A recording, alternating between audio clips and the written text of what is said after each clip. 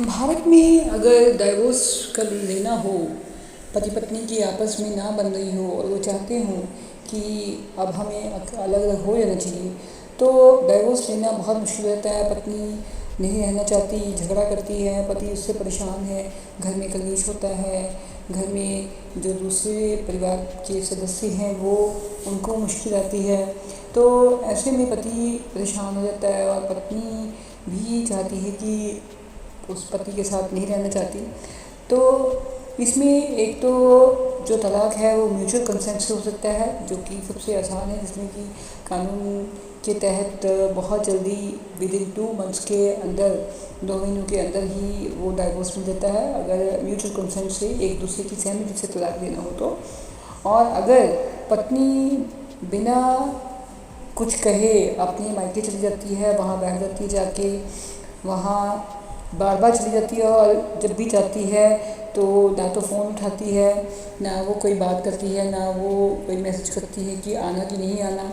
पति के द्वारा उसको मैसेज किए जाते हैं, फ़ोन करे जाते हैं, तो वो आती नहीं है और कोई भी आंसर नहीं देती है कि वो उसके घर वापस आना चाहती है कि नहीं, उसके साथ रहना चाहती है कि नहीं। तो ऐसे में पति को क्या करना चाहिए? पति को सबसे पहले उसको एक लीगल नोटिस भेजना चाहिए कि तुम हमारे घर से इतने देर से, इतने महीनों से अपने मायके चली गई हो, और मैंने कितनी बार इतनी तारीख को फ़ोन किए, समय और उसमें समय लिखें और उसको ये नोटिस जो है भेजें।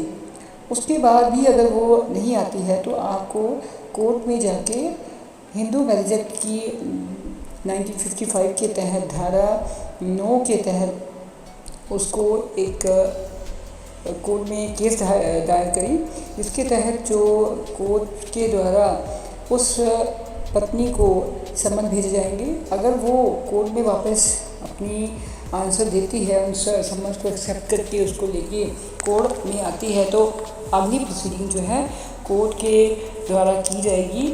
उससे आपका रास्ता क्लियर हो जाएगा, आपको पता चल जाएगा कि वो पत्नी आपके साथ रहना चाहती है या वो डाइवोर्स चाहती है।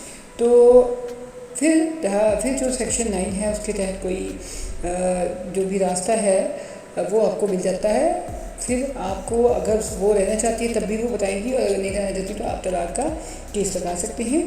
तो इस तरह से जो तरीका है, इससे जो पति है वो अपनी सेफ साइड कर सकता है और तलाक ले सकता है।